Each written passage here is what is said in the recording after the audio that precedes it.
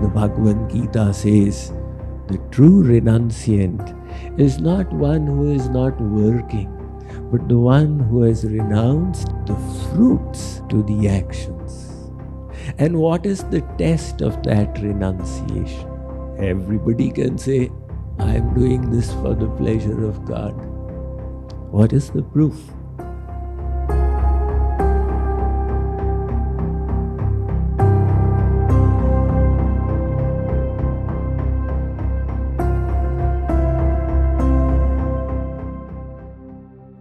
Kurvanneveha karmani jijivishetchatadvam samaha evam tvainanyatetosti na karma lipyate nare. In this mantra, the word jijivisha is used.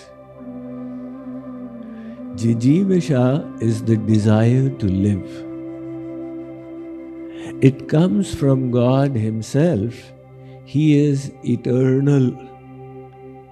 And as His little parts, we are also eternal.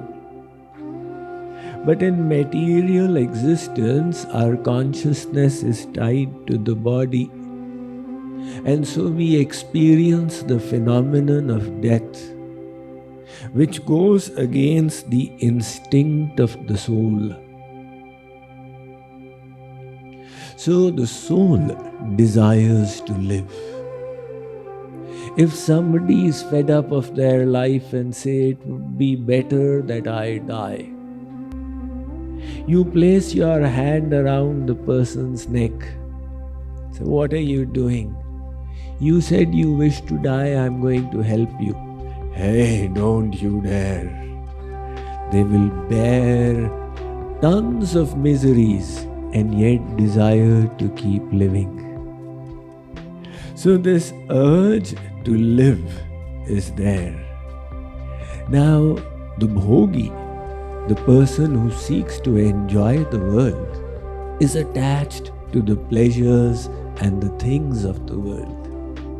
And death means the end of enjoyment and separation from all things that were endeared.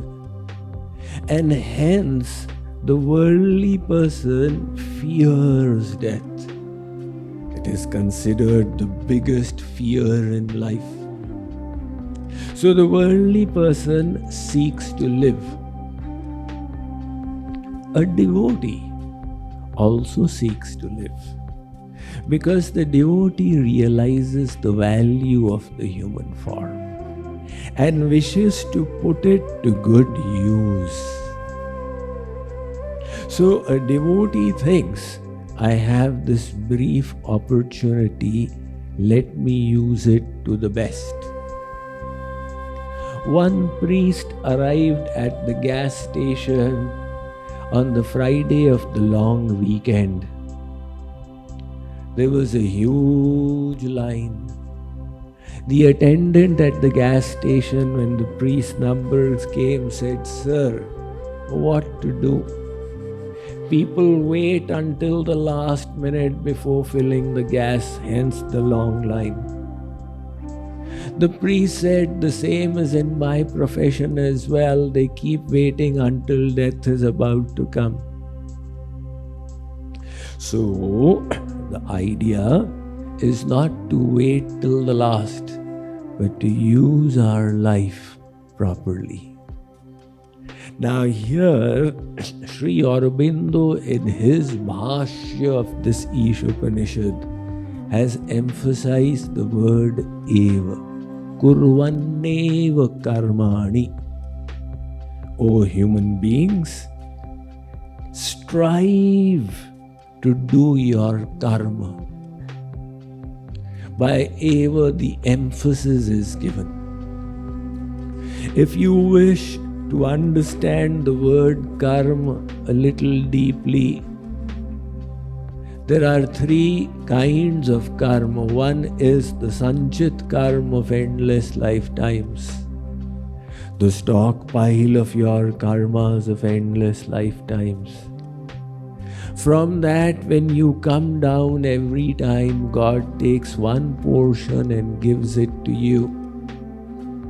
This portion of your karmas you need to bear in this life. That becomes your Prarabdh for this life. Now the Sanchit is the stockpile, the Prarabdh is that with which you have come. Just like if you are playing Scrabble, you are given those letters and you have to play with them. That is the Prarabdh. But how you play is in your hands. Likewise, the thing in our hands is the Kriyaman. Kriyaman is the karma that you do with your independent free will. That Kriyaman is what is being talked about here. How can we do that Kriyaman? It can be done in three ways. One is called karma, the other is called Vikarma, and the third is called Akarma. So there is karma, Akarma and Vikarma. Karma is the ritualistic practices and duties as mentioned in the scriptures. So some people say work is worship. Just do your duty, that is the end all of life. However, merely doing duty does not suffice. Doing your duty is a good thing. It is better than committing sin.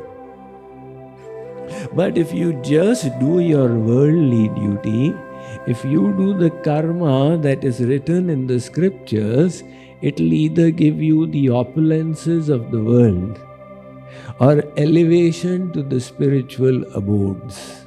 However, your ultimate goal of life will not be fulfilled.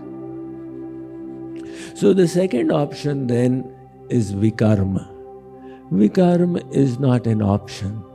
This is sin. If we do sin, we will go to Narak. That is talked about in the next mantra. There's a third option, and that is called Akarma. Akarma is something where you are doing karma and yet not entangled in the results. Shree Krishna has said in the Gita, Karmanya karmaya pashyed akarmani cha karmaya. So buddhiman manusheshu sayukta kritsna karma krit. Arjun, one who can see karma in akarma and akarma in karma truly sees. It's a very confusing statement. Can you see karma in akarma and akarma in karma? One person is sitting and doing nothing. God says, even this is a karma. Your mind is full of attachments. Your mind is full of hankerings. Just sitting and doing is not a karma. You will be entangled in consequences. On the other hand, somebody else is doing everything.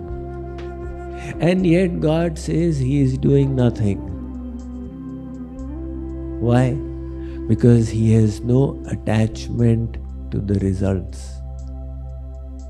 That person is doing it merely as a form of duty, as a service to the Lord, for the pleasure of the Lord. When you do something for a higher purpose, even in the world, you become absolved. Just like there is a law of the land. If you hurt somebody, it's a sin. If you kill, take life, it's a terrible sin. One could even be hanged for it. Now here is one man who has killed another, and he is brought to court. The judge says, you killed him? Yes, Your Honor, I killed him. Then you should be hanged. I cannot be hanged. Why? I was just following the general's orders. I am a soldier in the army. The general asked me to kill that person there. I followed the orders. If there's anything wrong with the order, you settle it with the general. I am not responsible for it. So even in the world, that person remains untouched by consequences. This is the Akarma of the Bhagavad Gita and the Ishavasya. Shree Krishna says, Arjun, you do everything as an offering without attachment to results. And likewise, this mantra is saying, you do your works with the right attitude. And what is the right attitude? It was explained in the previous mantra. The whole world belongs to God. It is all for His pleasure. One person discovered that his telephone bill had gone so high, the landline in his home. He asked his wife that, have you been overusing the phone? She said, no, whenever I need to make a lot of phone calls, I use the office phone. I call from the office. She asked the husband. He said, I also make my phone calls from the office. They asked the daughter. She said, no, I use the office phone. The suspicion then went on the maid. The maid used to come. She has been not only using but overusing our phone. They asked the maid, you have been using the phone? She said, I've also been using my office phone.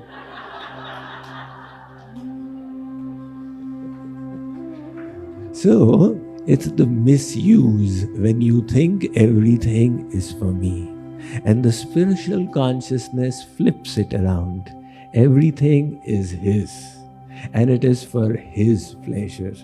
So when you start doing karmas with that mindset, that is called Akarma. Doing nothing while doing everything. In fact, the example of Arjun, he was in a battle, and at the end of the battle, Shree Krishna said Arjun did nothing.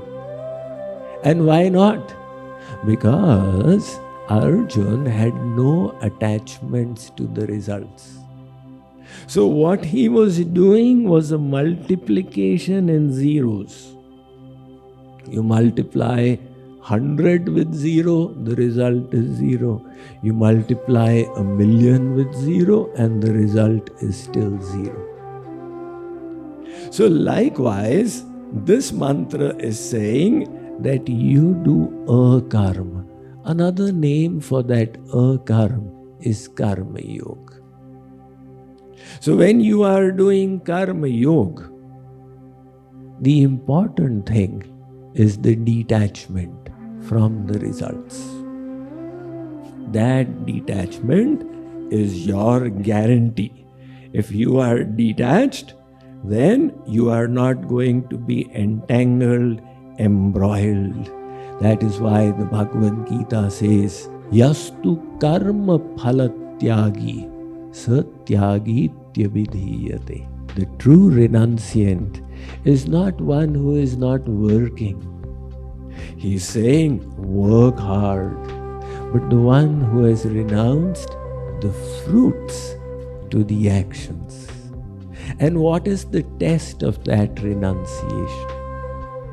Everybody can say, I am doing this for the pleasure of God. What is the proof?